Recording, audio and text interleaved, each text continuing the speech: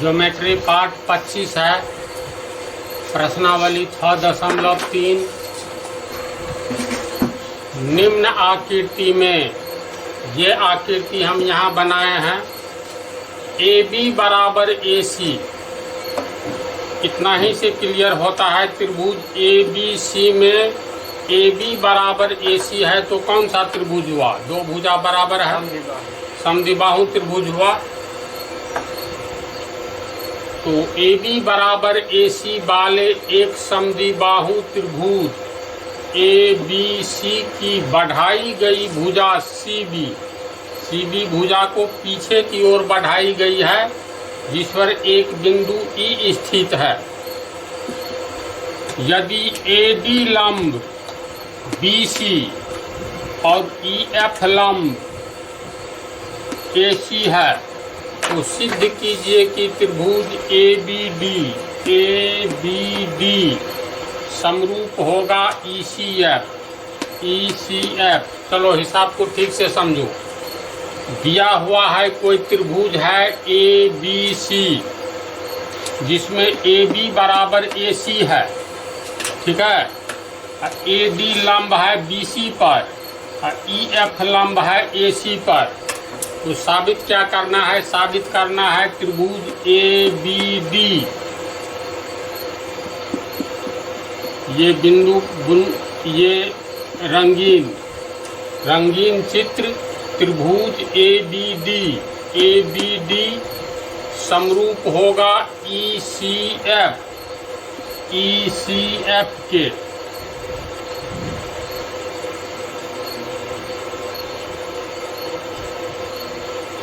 क्या साबित करना है समझा? दिया हुआ क्या है तो देखो आंसर।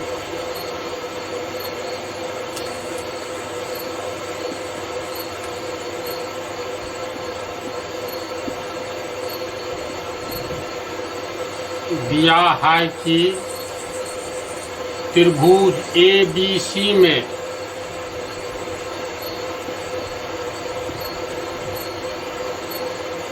AB बराबर AC। जब ये AB बराबर AC दिया है तो जिस त्रिभुज की दो भुजा बराबर हो उसे समद्विबाहु त्रिभुज कहते हैं। और समद्विबाहु त्रिभुज में समान भुजा के सामने का कोण समान होता है। ये कोण अगर मान लो अल्फा होगा तो ये कोण भी अल्फा होगा। लिखेंगे अतः त्रिभुज ABC एक समद्विबाहु त्रिभुज है, क्योंकि दो भुजा बराबर है। इसीलिए कोण B यानी कोण ABC बराबर कोण C बराबर अल्फा माने हैं तो कोष्ठ में लिख देंगे माना। पुनः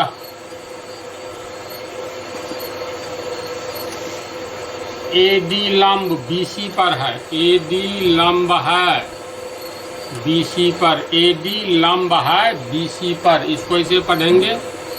तथा ये भी दिया हुआ है EF लंब AC तथा EF लंब AC है। तो लंब दिया हुआ है तो इसका अर्थ है AD लंब BC पर है, तो इसका अर्थ हो गया ये कोण 90 डिग्री होगा और ये कोण भी 90 डिग्री होगा।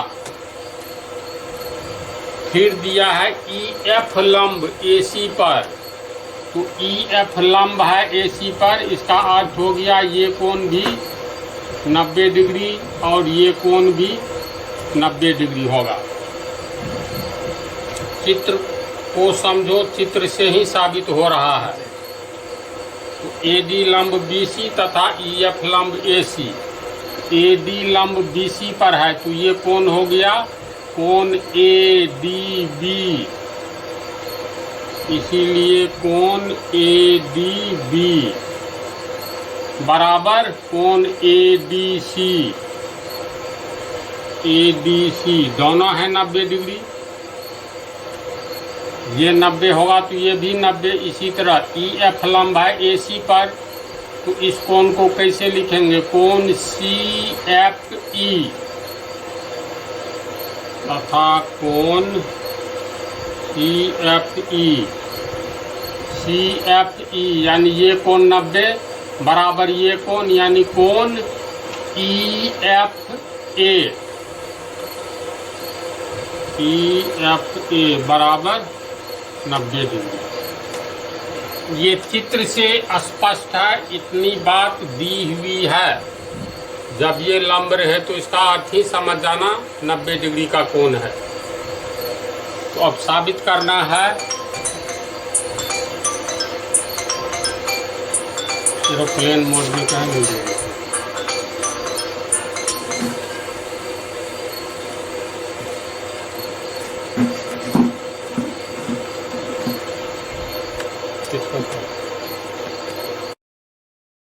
करना है कि त्रिभुज ABD समरूप होगा त्रिभुज ECF के। इतनी बात को समझ गया? जो दिया हुआ है वही हम लिखे हैं, और क्या साबित करना है ये लिखे हैं।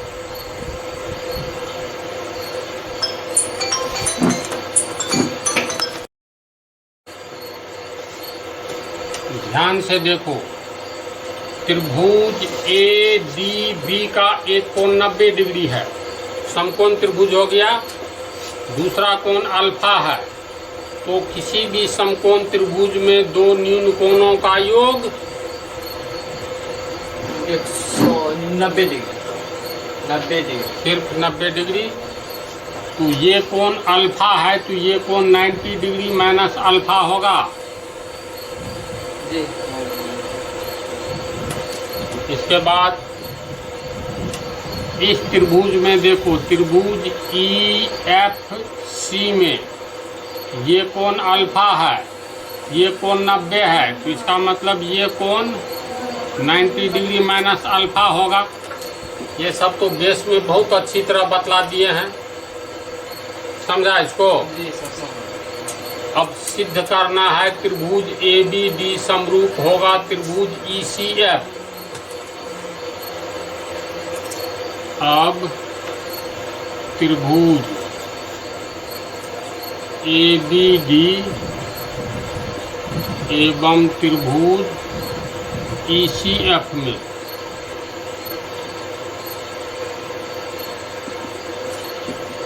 तो त्रिभुज ABD और त्रिभुज ECF को समरूप साबित करना है।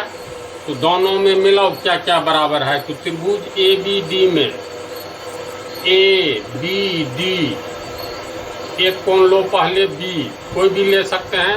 त्रिभुज ABD का कोण DBA अल्फा है, यानी कोण DBA अल्फा है। तो त्रिभुज ECF में कौन अल्फा है? ECF में तो ये कोण C अल्फा है ना? हाँ, या ECF अल्फा। इसके बाद त्रिभुज ABD का दूसरा कोण लो, ABD का ये ले लिए अल्फा। अब ये 90 डिग्री लेंगे तो इसको क्या लिखेंगे? कोण ADB। कोण ADB। अब इस त्रिभुज में कौन सा कोण 90 है? तो इसमें ये हुआ, तो त्रिभुज EFC में ये कोण 90 है, यानी इसको लिखेंगे कोण EFC। EFC ये दोनों भी मिल गया 90-90 डिग्री, इसीलिए तीसरा तीसरे के बराबर होगा।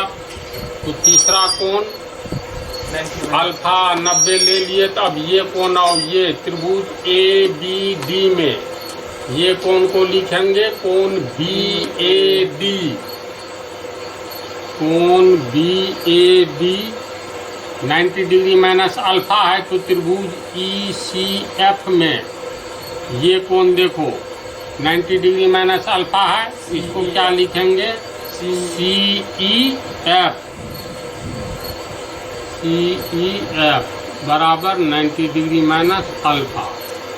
दोनों त्रिभुज में मिलाओ तो पहले त्रिभुज का पहला कोण दूसरे त्रिभुज के पहले कोण के बराबर, पहले त्रिभुज का दूसरा कोण दूसरे त्रिभुज के दूसरे कोण के बराबर, एवं पहले त्रिभुज का तीसरा कोण दूसरे त्रिभुज के तीसरा कोण के बराबर। तो एंगल एंगल एंगल यानी समरूपता के सिद्धांत ए से दोनों त्रिभुज समरूप हो गया, साबित हो गया। अतः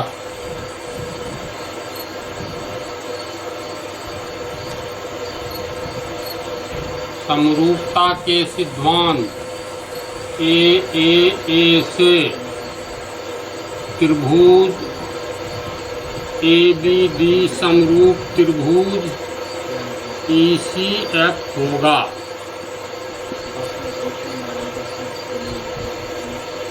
प्रूव्ड। तो जो दिया हुआ रहे ना उसके अनुसार कोण सब निकालो। कोण लंब है तो 90 डिग्री होगा जब ये समकोण त्रिभुज है। एक न्यून कोण को अल्फा थीटा बीटा जो मानना हो ये मान लो। दूसरा न्यून कोण 90 माइनस अल्फा होगा, 90 डिग्री माइनस थीटा होगा। और जब ये फिर ये थ्योरम जो है इसको याद रखना। थ्योरम सब तो बतला दिए हैं, इसका सीरीज ही समाप्त है, सेकेंड सीरीज ऑफ थ्योरम।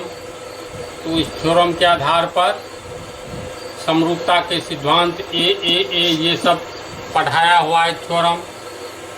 तो ये सब ध्यान में रखोगे तो ज्योमेट्री बिल्कुल हल्का है। समझ गया इसको? तो चलो अब दूसरे पार्ट की तैयारी करो।